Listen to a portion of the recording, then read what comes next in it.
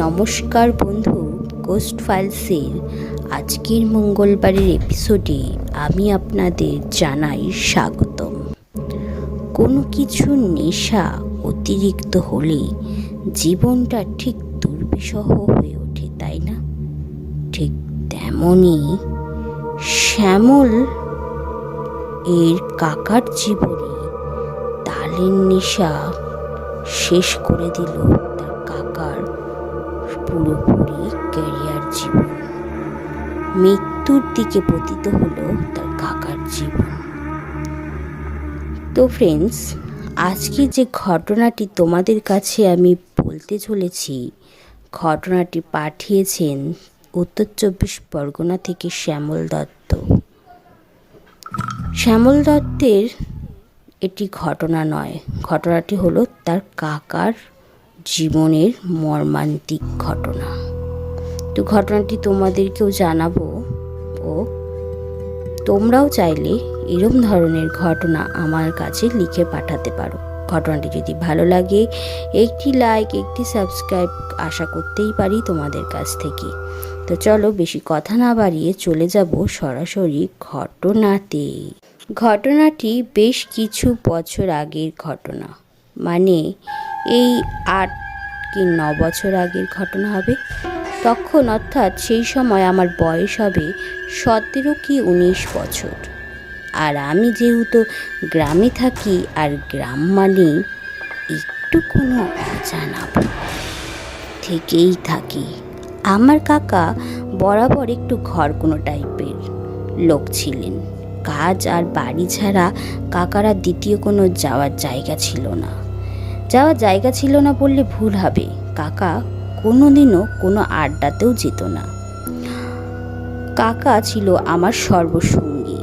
সে ছিল খুব সাহসী আর বেপরোয়া টাইপের, কোনো ভয় কিন্তু সে পেত না। এবার আসি আসল ঘটনায়। আসা যাক। সময়টা ছিল ভাদ্র আশ্বিন মাস, মানে তাল পাকার সময়। তো একদিন এরকমই রাত 8টায় গেল তাল টোকাতে কাকা, কিন্তু সেই দিন কপালে অগত্যা তাল ছিল না। কেউ তার আগে তাল কুড়িয়ে নিয়ে গেছে। ভীষণ রাগে গজ গজ করতে বাড়ির দিকে রওনা হলো কাকা। তাল গাছটা ছিল একটা মন্দিরের পাশে, আর তার চারদিকে ছিল ঘন জঙ্গল।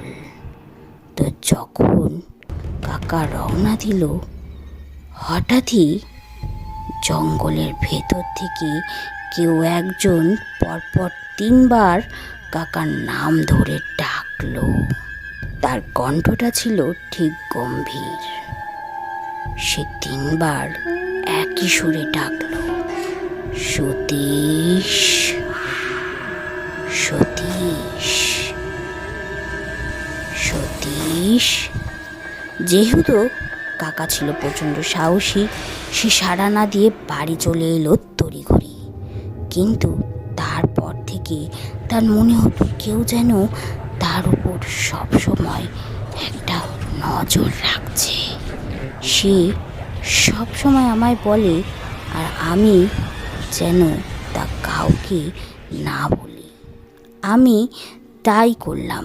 জানুয়ারি 2008 রাত ঠিক 12টা বাজে। বাড়িতে আত্মীয় এসেছে, তাই সে বাথরুমে গেছে। তো বাথরুমে সেরে সে বাইরে এলো। হঠাৎ লাইটের আবছা আলো। সে দেখলো একটি মানুষের মতন হুবহু তার সামনের দিক দিয়ে পূর্ব থেকে পশ্চিম দিকে চলে গেল। যেহেতু গভীর রাত, সে ভাবলো হয়তো বাইরে কোনো চোর এসেছে, তাই কাকু তার পিছু নিল। আমাদের বাড়িতে 4টে ঘর। আমাদের ঘর দক্ষিণমুখ, ঘরের ঠিক সামনেই বড় পুকুর। পুকুরের ঠিক পাশেই বাথরুম, চারপাশে জঙ্গল, পরে মাঠ। তো কাকু লোকটার পিছু নিয়ে এই মাঠ পর্যন্ত গেল, কিন্তু লোকটাকে আর কোথাও দেখা গেল না। কাকা যেই বাড়িমুখ হয়েছে, হঠাৎই সে শুনল জঙ্গলের ভেতরে কে যেন কাশছে, আর ওই একই সুরে ডাকছে, সতীশ। আবার সে একটু ঘাবড়ে গেল তৎক্ষণাৎ। সে আবার ওই কাশির শব্দ অনুসরণ করে জঙ্গলের ভেতরে প্রবেশ করল। সে শব্দ উৎসের কাছে যেতেই কে যেন তার গায়ে থুতু ছিটিয়ে দিল এবং ভয়ঙ্করভাবে হাসতে লাগলো। কাকু আর নিজেকে তখন আর সামলাতে পারল না। হঠাৎই সাহসী মানুষটার ভয় কিভাবে চলে এলো মনের ভেতরে। কিন্তু সে তৎক্ষণাৎ দৌড় দিল এবং দরজার কাছে এসে জ্ঞান হারালো। আমরা ছুটে গিয়ে কাকুকে অজ্ঞান অবস্থায় দেখি পড়ে আছে। তার সারা দেহে থুতুর মতো কি যেন লেগে আছে। তাকে পরিষ্কার করে ঘরে নিয়ে আসা হয়। তখন কাকুর আস্তে আস্তে জ্ঞান ফেরা অবস্থায়ও যেন কাকু সেই সময় শুনতে পাচ্ছে, কিরে সময় তো হলো, আসবে না? কাকু যেন জানলার আশেপাশে দরজার আনাচে কানাচে সেই অজানা ব্যক্তিটিকে দেখতে পাচ্ছে। ঠিক তার 2 দিন পরে কাকুর সম্পূর্ণ জ্ঞান ফিরলে সে সবাইকে ঘটনাটা খুলে বলল, কিন্তু তার কিছু করা সম্ভব হলো না। ঠিক তার কয়েকদিনের মধ্যেই তার সারা গা ধীরে ধীরে পচন ধরল। 15 দিন পর সে মারাও গেল। বিশ্বাস করবেন কিনা জানি না, তখনও রাত 12টা কি 1টা। কাকুকে কবরের উপর শোয়ানো হলো। এর আগেই বলে রাখি, কাকু ছিল খ্রিস্টান। প্রতি রাতে পূর্ণিমাতে জঙ্গলের ওই জায়গা থেকে বীভৎস চিৎকারের আওয়াজ পাওয়া যায়। কেউ রাত 10টার পরে আর বাইরে বেরোয় না।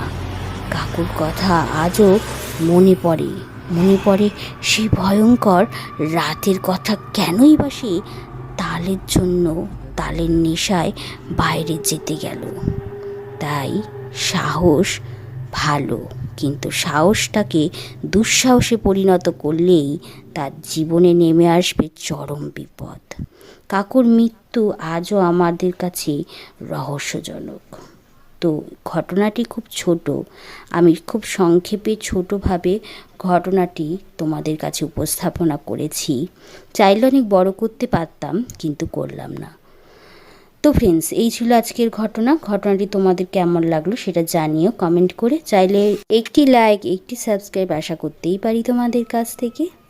আর ততক্ষণে তোমরা তোমাদের ঘটনা লিখে পাঠাও আমার কাছে।